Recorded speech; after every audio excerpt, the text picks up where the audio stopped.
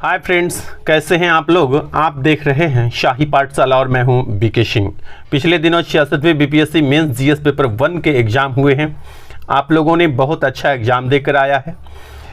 जिस विद्यार्थी ने भी स्टैटिक्स को ठीक से बनाया है उनको पूरा मार्क्स मिलता है। तो आइए आप अपना स्टैटिक्स मिलाकर देख लीजिए, और वो विद्यार्थी जो स्टैटिक्स देखना चाहते हैं, मिलान करके देखना चाहते हैं, जो नए विद्यार्थी हैं ये देखना चाहते हैं कि कैसे बनता है, उनके लिए मैं स्टैटिक्स के क्वेश्चन नंबर 12 लेकर आया हूं। तो आइए सबसे पहले हम लोग इस पाई चार्ट को पढ़ लेते हैं। ये नीचे दी गई वृत्त सारणी, यही वृत्त सारणी का अंग्रेजी होता है पाई चार्ट। विभिन्न खाद्य फसलों के लिए आवंटित भूमि बंटन एक गांव में को प्रदर्शित करती है। वृत्त सारणी का सावधानी से अध्ययन कर नीचे दिए गए प्रश्नों के उत्तर दीजिए। विभिन्न खाद्य फसलों के लिए क्षेत्रफल का आवंटन जो है यह डिग्री में दिया हुआ है। आप लोग यहाँ देख रहे हैं कि गेहूं के लिए 72 डिग्री है और चावल के लिए भी 72 डिग्री ही है। उसके बाद यदि बात करें जौ के लिए तो 36 डिग्री है, ज्वार के लिए 18 डिग्री, बाजरा के लिए 18 डिग्री और मक्का के लिए 45 डिग्री और अन्य फसलों के लिए जो है वह 99 डिग्री है। तो यह कुल मिलाकर सभी डिग्री को आप जोड़ते हैं तो आप जानते हैं कि एक बिंदु जो होता है इसके चारों तरफ कितने डिग्री, 360 डिग्री का कोण बनता है। यह कुल मिलाकर 360 डिग्री है। ठीक है, यहाँ पहला प्रश्न है, कौन सी 3 फसलों का समन्वय खाद्य फसलों के कुल क्षेत्रफल के 50% को आवंटित करता है। तो पूछा कौन से 3 फसलों का समन्वय। ठीक है, तो आइए हम लोग सबसे पहले यहाँ पर चार्ट देख लेते हैं, इसी से पता चलेगा। यहाँ पर आप देख रहे हैं कि एक सीधी रेखा यहाँ है ऐसे। ठीक है, यानी कुल एक बिंदु 360 डिग्री का होता है, तो इसका आधा यदि कर दें तो ये कितने डिग्री का हो जाएगा, 180 डिग्री। यानी कि 72 प्लस 72 प्लस 36 यदि आप करते हैं तो कुल मिलाकर कितना हो जाएगा, 180 डिग्री। जो 50% को कुल हुआ 360, इसका 50% कितना हो जाएगा, 180। इसका 50% हो जाएगा 180। तो यही आपको बताना है यहाँ पर बना करके। ठीक है, तो आइए बना हुआ है, हम देख लेते हैं कि कैसे बनाया है। ये मेरे हैंडराइटिंग में बना हुआ है। समन्वय खाद्य फसलों का कुल क्षेत्रफल डिग्री में कितना है, 360 डिग्री है। समन्वय खाद्य फसलों के कुल क्षेत्रफल का 50% कितना हो जाएगा, 360 का 50% करेंगे तो 180 डिग्री हो जाएगा। जौ, गेहूं एवं चावल का कुल क्षेत्रफल डिग्री में कितना हो जाएगा, 36 प्लस 72 प्लस 72 करेंगे तो डिग्री में 180 डिग्री। ठीक है, जो 50% के बराबर है। अतः 3 फसलों का समन्वय खाद्य फसलों के कुल क्षेत्रफल के 50% के को गेहूं, जौ एवं चावल आवंटित करता है। तो 3 फसल यहाँ कौन कौन से हैं, गेहूं, जौ और चावल। कोई दिक्कत समझने में मुझे लगता है कि आप लोगों को नहीं है। आइए अगला दूसरा प्रश्न हम लोग देख लेते हैं। अगला दूसरा प्रश्न है यहाँ पर, यदि ज्वार के लिए कुल आवंटित क्षेत्रफल 1.5 मिलियन एकड़ है तो चावल की फसल के लिए कितना क्षेत्रफल होगा। तो ज्वार के लिए हम लोग देख लेते हैं कि कितने डिग्री का एंगल है वहां पर, और उसके बाद यहां फिगर यदि हम देखते हैं तो ज्वार के लिए 18 डिग्री का एंगल है, और पूछा कितना, चावल के लिए। तो ज्वार के लिए हमारा 18 डिग्री है, तो चावल के लिए हमको 72 डिग्री का निकाल कर बताना है। ठीक है, तो ज्वार है यहाँ पर आप देख रहे हैं, ज्वार 1.5, हम लोग कहेंगे चूंकि 18 डिग्री बराबर 1.5 मिलियन एकड़, तो 72 डिग्री बराबर कितना, तो 18 चौक 72, यहाँ 4 से यदि गुना हो रहा है तो 15 चौके 60, यानी 6 मिलियन एकड़ की बात होगी। आइए इसको बना कर देख लेते हैं। यहाँ पर यहाँ बना हुआ है, चूंकि ज्वार 18 डिग्री बराबर 1.5 मिलियन एकड़ है, इसलिए 1 डिग्री बराबर 1.5 बटे 18 मिलियन एकड़ हो जाएगा। और उसके बाद इसलिए चावल 72 डिग्री बराबर हो जाएगा 1.5 बटे 18 गुना 72। यदि आप इसको कटाते हैं तो यह हो जाएगा 6 मिलियन एकड़। तो 2 प्रश्न आप बना चुके हैं। आइए तीसरा प्रश्न हम लोग देख लेते हैं, प्रश्न गौ।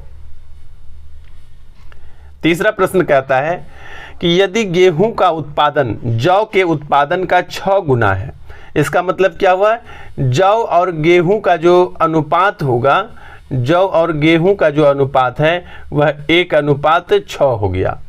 ठीक है, जौ के उत्पादन का 6 गुना है गेहूं।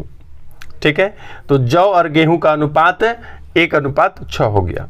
उसके आगे कहता है तो गेहूं व जौ के प्रति एकड़ उत्पादन का अनुपात क्या होगा।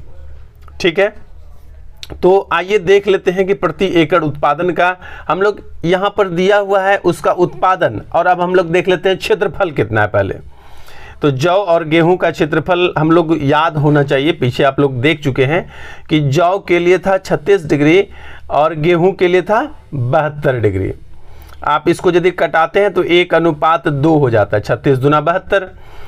अब देखिए, आपको यदि पूछा है कि प्रति एकड़ ज्ञात करना हो तो प्रति एकड़ में हम लोग क्या करते हैं, पूछा कि जौ गेहूं व जौ, तो गेहूं लिखेंगे पहले, तो गेहूं आपका 6 अनुपात में था, उसमें 2 ये गेहूं का अनुपात है, और अनुपात यहाँ पर क्या करेंगे 6, 1:6, 1/1 कर देंगे। इसको कटाएंगे तो आपका 3:1, ये जिनका भी आंसर है ये सही है, 3:1।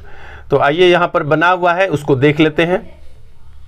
यहाँ पर बना हुआ है गेहूं एवं जौ के उत्पादन का अनुपात 6:1, जैसा प्रश्न में दिया हुआ है। गेहूं और जौ के लिए भूमि का अनुपात डिग्री में कितना है, 72 गेहूं का है और 36 जौ का है, यानी इसको यदि आप कटाते हैं तो 2:1 हो जाता है। अतः गेहूं और एवं जौ के प्रति एकड़ उत्पादन का अनुपात क्या करेंगे, 6/2 कर देंगे, अनुपात 1/1 करेंगे, तो 1/1 का 1 हो जाएगा, 6/2 3 हो जाएगा, यानी उत्तर क्या हो जाएगा 3:1 आपका सही उत्तर हो जाता है। ठीक है, आइए हम लोग घ नंबर प्रश्न देख लेते हैं। यदि चावल का प्रति एकड़ उत्पादन जौ के प्रति एकड़ उत्पादन से 50% अधिक हो, 50% अधिक का मतलब हुआ कि जौ यदि 100 है, ठीक है, तो चावल कितना हो जाएगा 150, 50% अधिक है, यहाँ पर प्लस 50% है। ठीक है, अधिक हो तो जौ के कुल उत्पादन, चावल के कुल उत्पादन का कितना प्रतिशत है। यदि आप इसको कटाते हैं तो ये कट के हो जाता है 2:3। अब पूछ रहा है कि जौ का कुल उत्पादन चावल के उत्पादन का कितना है, तो चावल हो गया आपका 3, तो ये हो जाएगा 2/3 गुना 166.2/3, इसी प्रकार से कुछ उत्तर आएगा। आइए बना हुआ है देख लेते हैं। माना जौ का प्रति एकड़ उत्पादन 100 यूनिट है, तो चावल का प्रति एकड़ उत्पादन कितना 50% अधिक है, इसलिए 150 यूनिट हो जाएगा। अब जौ एवं चावल प्रति एकड़ उत्पादन का अनुपात कितना हो जाएगा, जैसे कटाएंगे 100 और 50 को, तो ये 2, 50 दूना 100, 50 तिया 150, 2:3 आ जाएगा। अब कहा जौ का कुल उत्पादन चावल के कुल उत्पादन का कितना है, तो हम लोग करेंगे कि चावल के सापेक्ष निकालना, जिसके सापेक्ष निकालते हैं उसको नीचे, जिसके सापेक्ष निकालते हैं उसको नीचे, यानी करेंगे हम यहाँ पर 2/3 और गुना 100, प्रतिशत निकालना है तो गुना 100, फिर इसको 200/3 कर देंगे, और 200/3 को यदि आप कटाते हैं तो 66.2/3 उत्तर आता है। ठीक है, आइए आगे बढ़ते हैं अंतिम प्रश्न की ओर।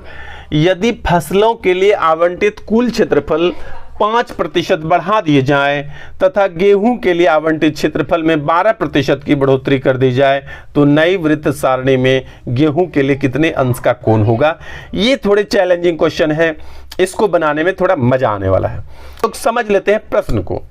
तो प्रश्न को समझने के लिए सबसे पहले हम लोग देते हैं कि कुल क्षेत्रफल में 5% बढ़ोतरी हो जाती है, तो कुल क्षेत्रफल डिग्री में था 360, यानी प्रतिशत में ही यदि बोलेंगे तो 100% कुल था, और अब कितना हो गया 105।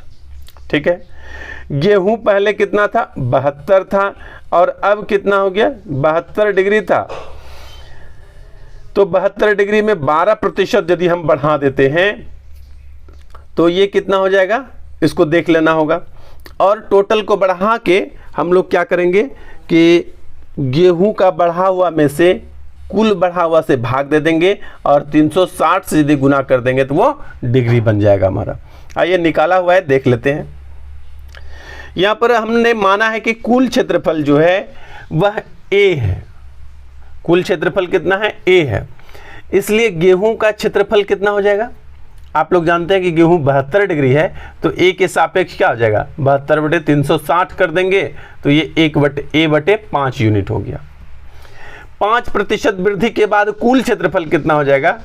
तो 105 कर सकते हैं, या उसको डिटेल से करके यहाँ पर लिखा हुआ A + A का 5%।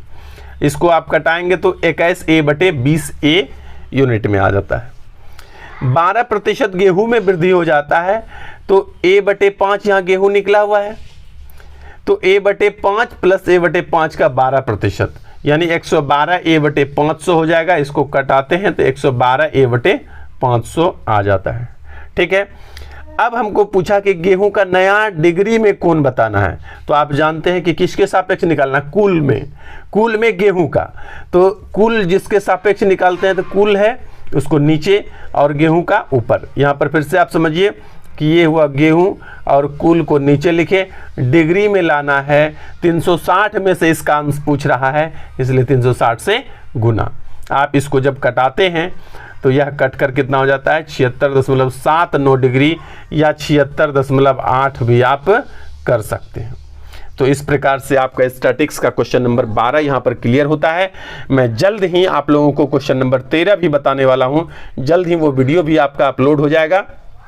आप यह वीडियो देखने के बाद उस वीडियो को देखने के लिए बिल्कुल नहीं भूलेंगे, क्योंकि 4 प्रश्न में से सबसे इजी टाइप का प्रश्न आपका क्वेश्चन नंबर 12 ही है। अब जो आगे प्रश्न है वह इन क्वेश्चन नंबर 12 से थोड़ा टफ है, इसलिए उसको देखने के लिए नहीं भूलेंगे। बहुत बहुत धन्यवाद।